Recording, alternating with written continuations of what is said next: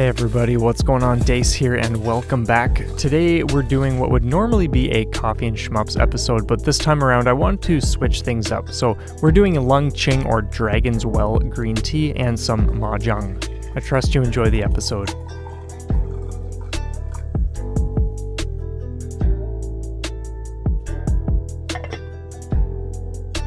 I've encountered a boatload of people who claim they are bad at shmups. Yet explanations to accompany this feeling are typically non-existent. Perhaps they have not yet explored the reasons themselves, or maybe they simply didn't elaborate at the time. Either way, when I initially saw this becoming more of a trend in what was publicly expressed, I thought about where someone needs to be to feel this way. The immediate thing that came to mind was that the individual must lack development in one or more areas, directly translating to performance that doesn't get them very far into a run, let alone clearing a normal arcade mode. Maybe even novice modes currently pose too much of a challenge. In other words, they likely don't have a firm enough grasp of what they are expected to do based on the game's demands.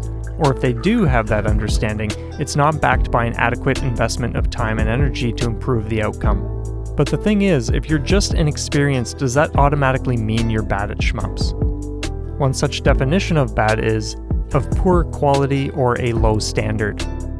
So I can understand the quality not really being there, but at the same time, what quality can be expected when someone either doesn't have a decent handle on how to approach difficult sections or these games as a whole, or isn't applying themselves? If you are inexperienced and have not yet established a foundation from which to demonstrate the desired quality, let alone set a standard, it's premature to label yourself as bad. But it's not just about whether or not something aligns with a definition. Another part of this is the choice of language and mindset. For instance, my daughter is 3 and loves playing Stardew Valley. She knows how to switch between tools to cut down trees, break rocks apart, or dig holes to plant seeds. She can tell when her watering can is empty and knows how and where to fill it. She can harvest berries from bushes, buy a ticket from the machine to take the bus to the desert, or even grab a diamond from the crystal making device and enter the sewer to gift it to Krobus, since it's one of his favorite items. While she can perform these basic actions and has fun roaming around, she doesn't understand the bigger picture Stardew Valley offers. If I were to tell her she had 3 in-game years to get things up and running before the spirit of her character's grandfather visited her to check up on the property and whatnot, she would likely not understand the first thing about what that would require unless I outlined the steps to take. Even then, she likely wouldn't be able to follow through with organizing, maintaining, and selling crops, building structures, and meeting other essential conditions required for a positive outcome, unless I consistently reminded her to do certain things, speak to certain people, etc. But as a parent, I would never view what she does in Stardew as bad or poor performance to any degree, because it's just someone experimenting within an environment with no intention of striving to reach specific goals or even improve. How could that be considered bad when it's supposed to be that way? When you're new to something or have not yet applied yourself, you're essentially in your infancy. So the experience can only produce results that look a certain way as long as you remain in that state. When we bring unnecessary judgment into the mix, that's when we start viewing ourselves as less than others or bad.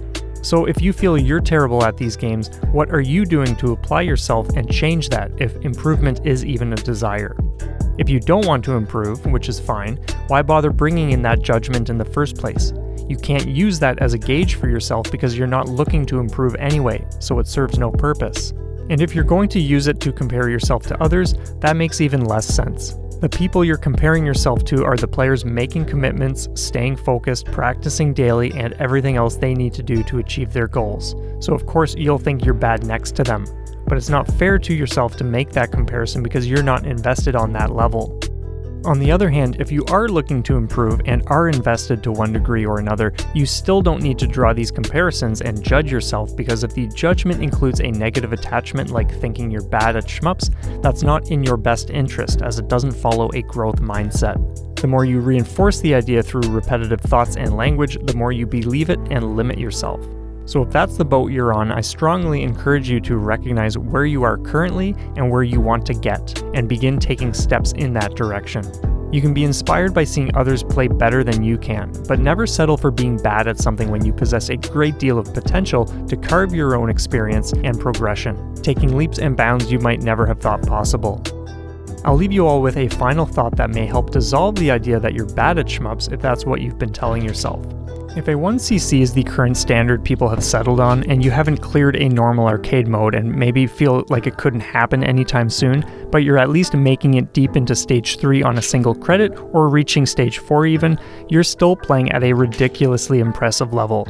You've got to recognize how skilled you really are and use that as momentum for continuing the journey. But ultimately the choice is yours. Thanks so much for watching, and we'll see you next time.